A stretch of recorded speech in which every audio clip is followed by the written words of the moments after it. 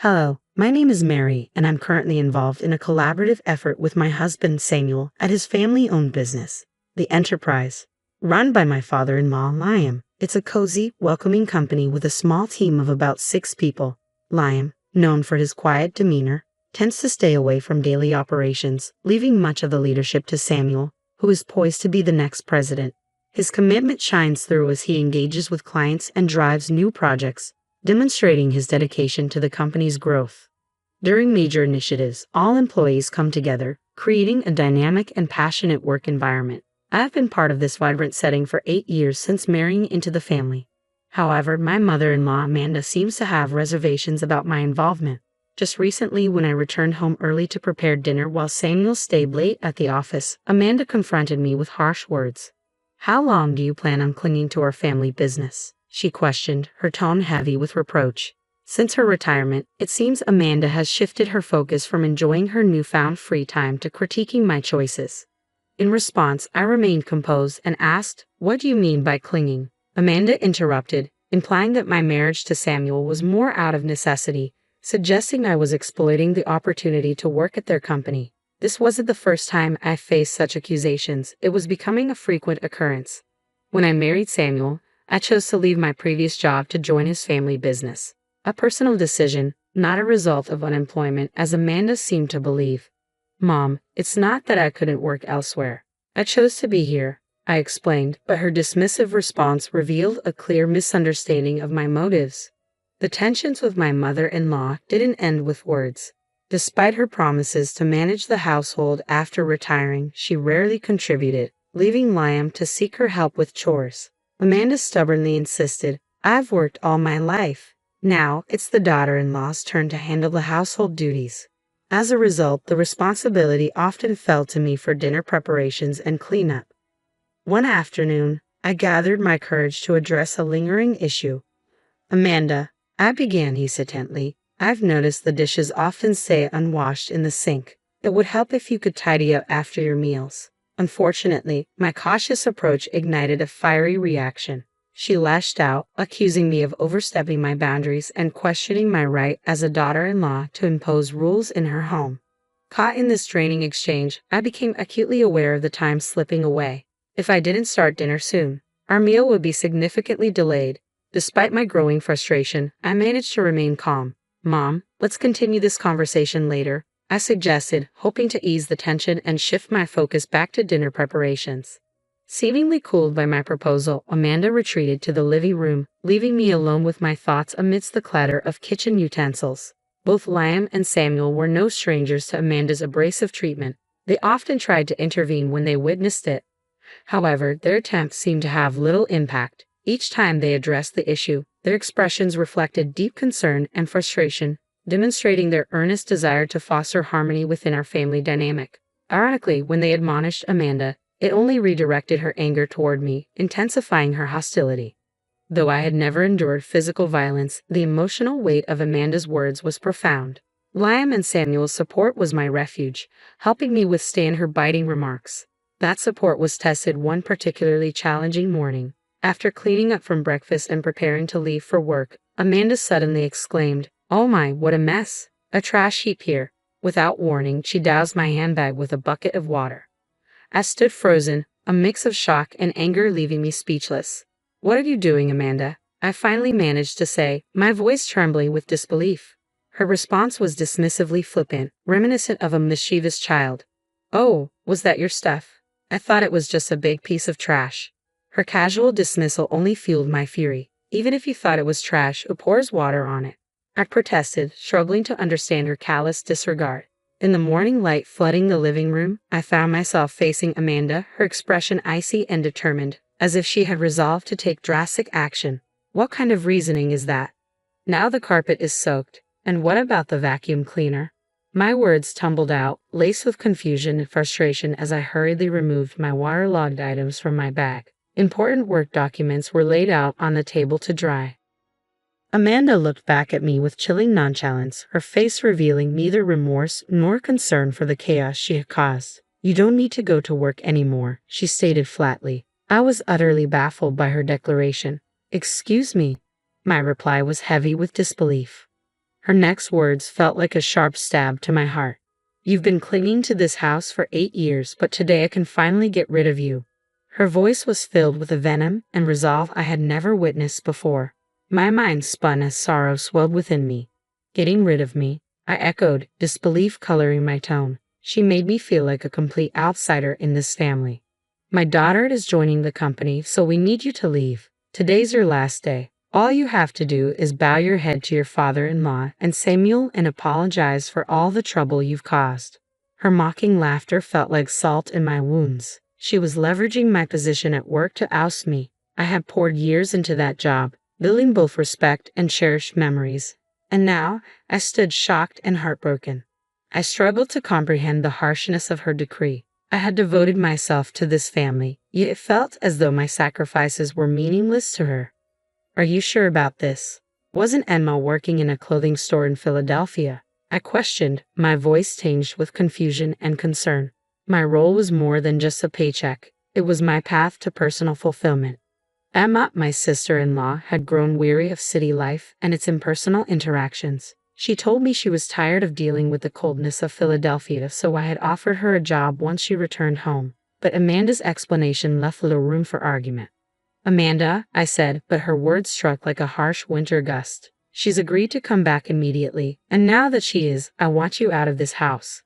Her declaration was staggering, almost impossible to absorb. With a single sweeping decision, she was ready to uproot my life, completely disregarding my place within the family without any opportunity for discussion. She coldly handed me an envelope. I've written your resignation letter, she announced, effectively banishing me from our home.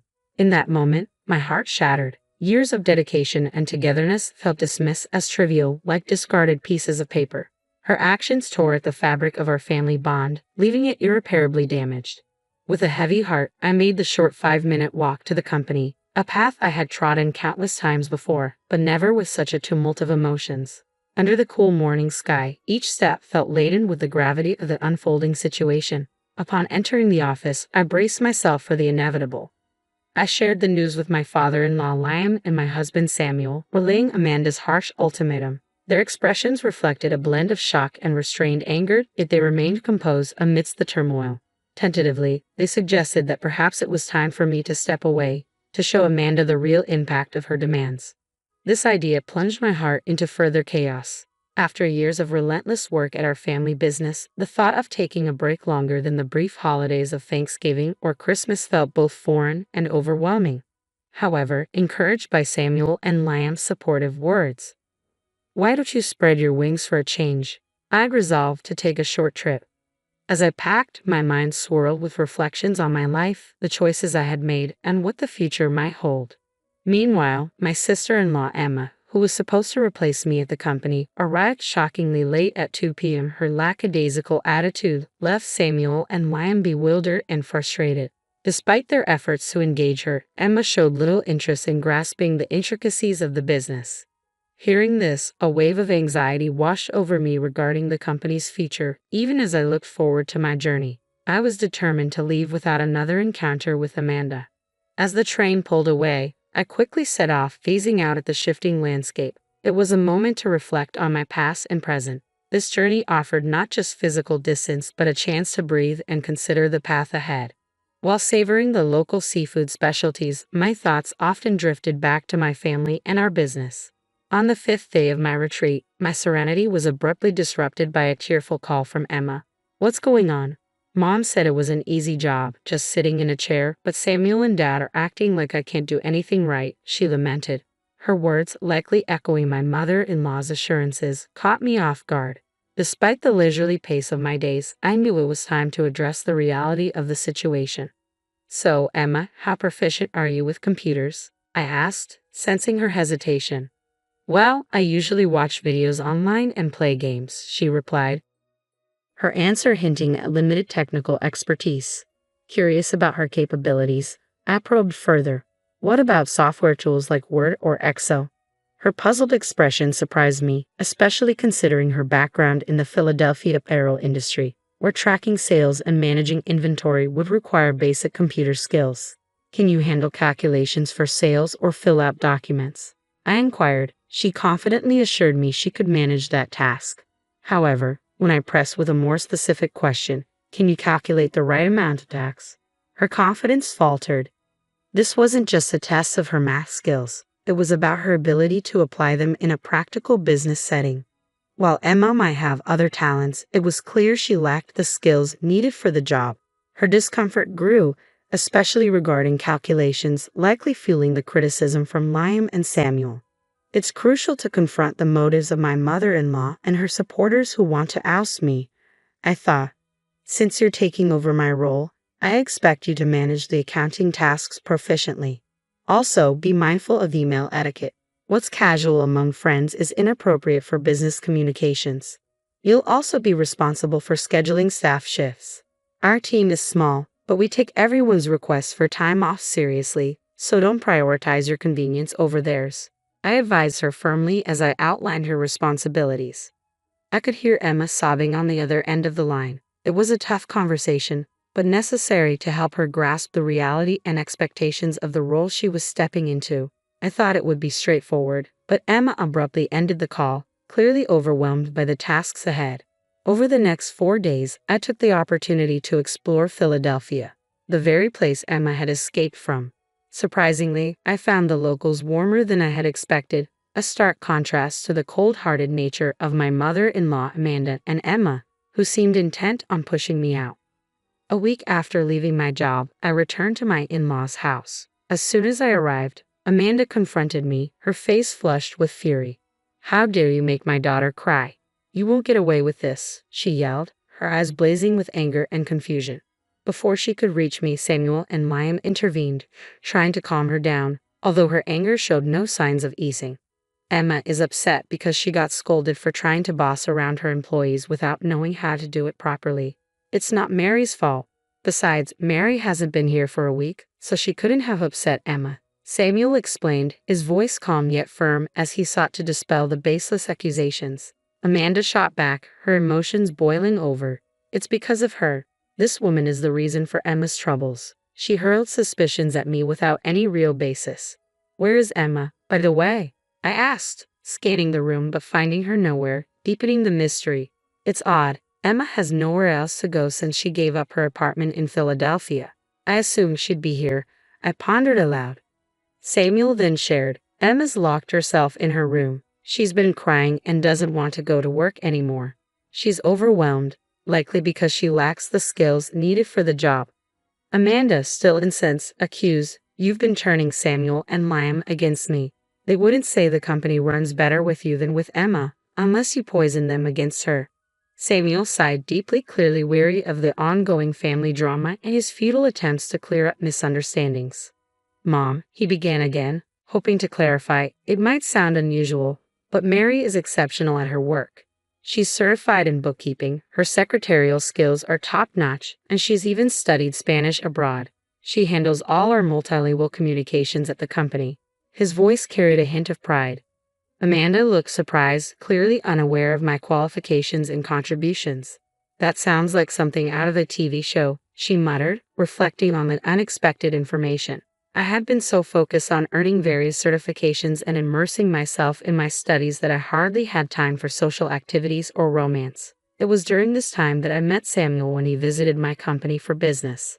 As I recounted the story of how we first met, I tried to bridge the gap between misunderstandings and the reality of our lives. However, I quickly realized that Amanda wasn't interested in hearing about my qualifications or past achievements, so I redirected the conversation to the present situation. In a nutshell, I handle a wide range of tasks at the company, from accounting and scheduling to liaising with other businesses and managing employee shifts, I explained, outlining the broad scope of my responsibilities. Samuel chimed in, "The work environment has been much better since you were more involved."